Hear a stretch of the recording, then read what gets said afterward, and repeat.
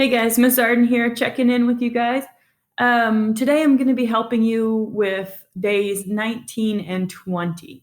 And the reason that I'm doing both is because you're doing a little bit of a mini project here, or a little bit more in depth than just one day's normal couple of questions that you answer. So the instructions are here on your packet, and it's pretty long. So all of the instructions are here on the packet, but I've put it into my Google form to kind of break it down into different parts. Completing this Google form or submitting this to your these answers to your teacher will count for both days 19 and day 20 of the AMI packet. So this seems like a lot, but it's because it's 2 full days worth of work in this one assignment. So you've got 2 full days to work on this. Don't let it stress you if it seems like a lot. There's a reason. It's because you're getting credit for 2 days. Okay. Now, you will need to use information from that article that you've been using all week, right? The one about the teen that scores a double goal by creating his own business, making money off of that, and then also helping out the environment, right? So using that article, and then also using information from your entrepreneur project. So I know that if you have me as a teacher or Coach Faulkner or Miss Onstad, you created an entrepreneur project where you started your own business, and you got to kind of figure out all your factors of production and all the resources that you would need. Okay. So you're going to use both information from this article that you read, as well as you're going to have to use information from your own business that you created to help you with today's work. Okay. Now I've put a screenshot of the packet instructions here for you in case you need them, but I'm going to explain my instructions that I've gone through. So the very first part of this assignment is asking you, what is a problem or a need that you have in your life, your community, or beyond? Okay. So I kind of broke this down. That means, like, what is a problem that maybe you and your family have? What's a problem that students at Southwest have? A problem that people in Springdale have?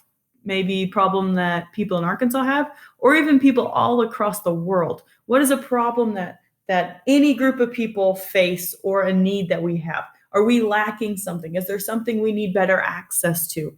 Or is there a problem that we deal with every day? Okay, you get to pick. It can be just a problem that you guys in your family deal with, or just us at Southwest deal with. It doesn't matter. Or it can be a worldwide issue, like the environment, right? Like Jose kind of attacked in his business plan. So what is any problem at all that we need to that we face as people, or a need that we have? Okay, so you'll put that answer here. Then, what would be a possible solution to this problem? So in the article, Jose saw that the environment was an issue, right? Recycling was an issue. So he figured out a way to improve the recycling program. That was his possible solution.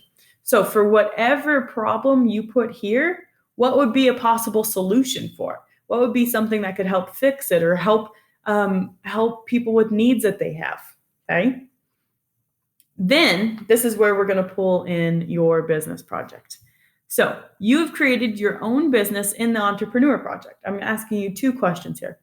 What type of business did you own? Okay? Did you own a bakery or a coffee shop or a lawn mowing business, right? What type of business did you own? And then also, what did you name it? Okay. So maybe I own a coffee shop and I named it Zarden Zingin Coffee, right? I just made that up off the fly. Sorry, it was awful. But what type of business do you have, and what did you name it? Okay.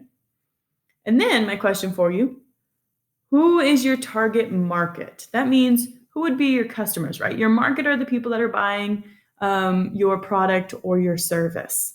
So for me, in Zarden Zingin Coffee, or Zarden Zingin Cafe, I would probably have a pretty wide variety of customers. Anyone that likes coffee and tea products would be a customer of mine. I probably have a pretty high amount of teenagers and college students coming into my coffee shop.